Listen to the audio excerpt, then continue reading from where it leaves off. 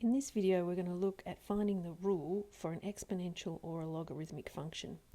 To be able to do that, they need to give us the type of equation, the pattern for the equation, and so what we're looking for our rule are these values for a, b and c, k, m and n. So these are our parameters within our equation, so not our x and not our y, but the other values. And so we'll either be given the information that we need in either a graphical form or as a series of points with some information about it, maybe about the asymptote.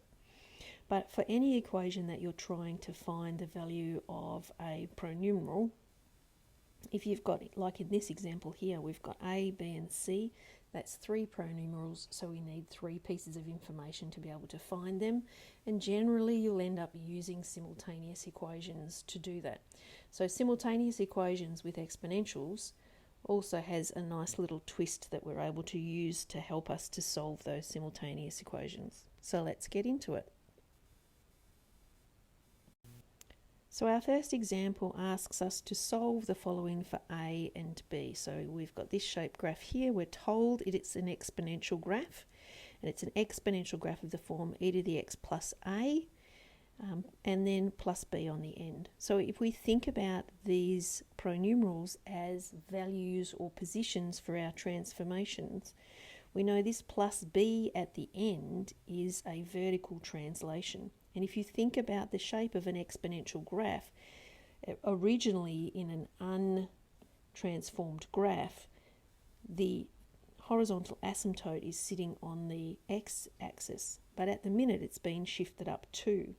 So we can use that straight away to say that the asymptote is at y equals 2, and therefore b is equal to 2 because it's a vertical translation. So we already have the value of one of our pronumerals, and then we need to go and find the value of b. So to be able to do that, what we do, same for simultaneous equations always, is we'll substitute the value that we've just found into an equation and then see what we've got from there.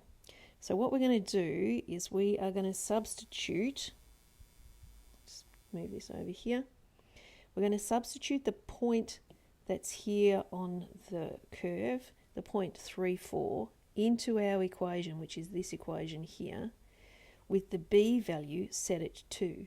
And the point goes in as the x is replaced with a 3 and the y is replaced with a 4, which gives us this equation here.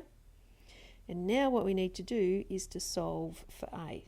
So simple algebra, subtract 2 from both sides, and then what we can do here to solve for e to the power of a, we can recognize that this is the simplified version of this for our index laws. If we had e to the 3 times e to the a, it gives us e to the 3 plus a.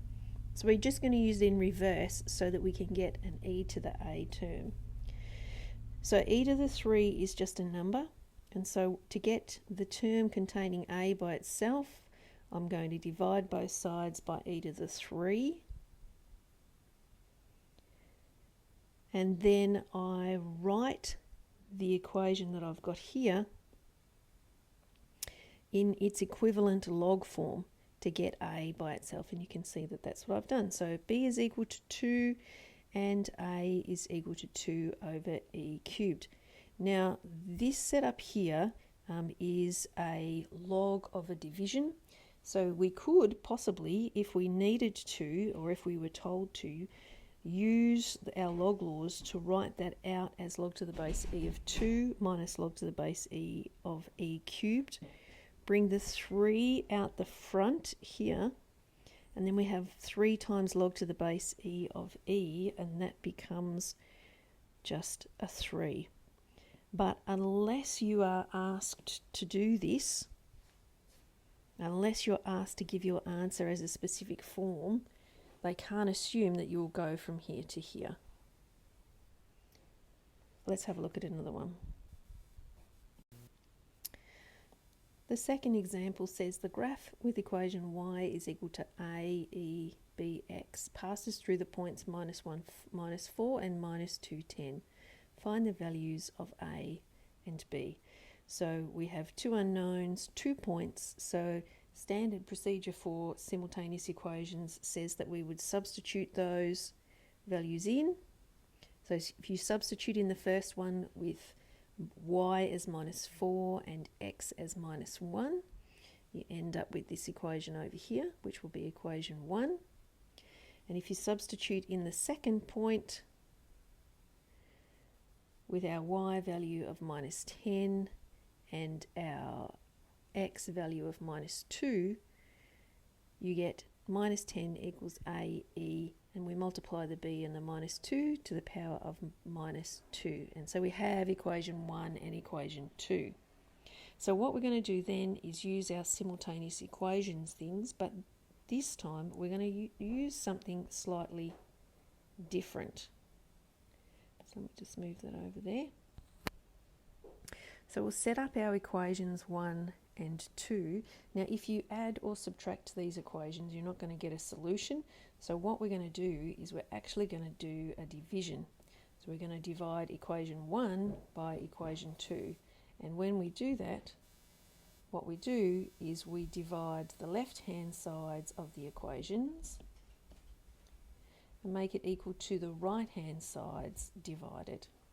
And then we can simplify by cancelling down by a, so that divides by a once and that divides by a once, so they cancel down. Our -4 over -10 also simplifies down. That gives us 2/5, and so we've got 2/5 is e to the -b over e to the -2b. So we can use our log laws here to simplify this as well. So if we simplify this using our log laws,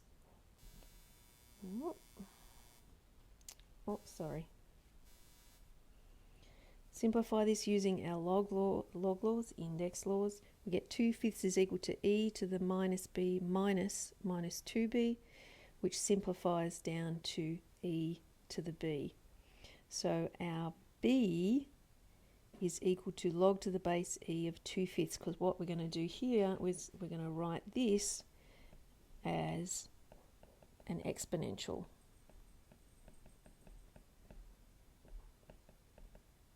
So that gives us a solution for b, and then we do what we normally do for solving simultaneous equations. We substitute that answer back into one of the equations.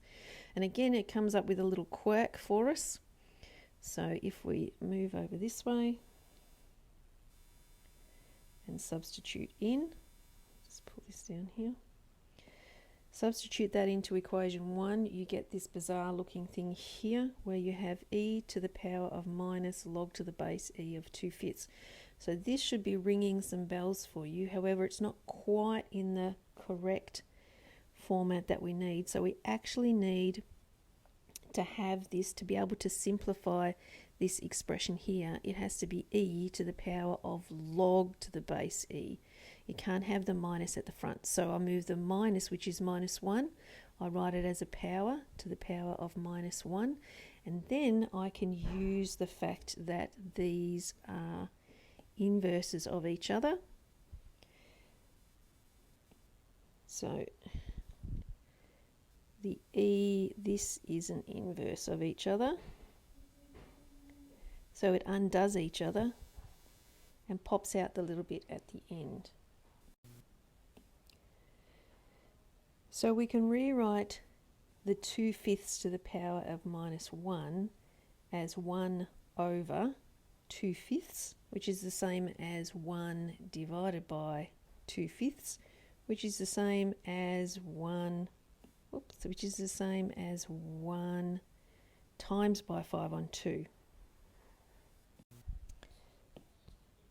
Now, if I multiply by 2/5 on both sides, that will get rid of the times by 5 on 2, and then I will end up with -8 is 5a, and then finally -8 on 5 is equal to a. So there are a couple of interesting things to do with simultaneous equations and exponentials in here. The first one being the dividing the two fractions, leave that there. The dividing of the two equations to eliminate a variable.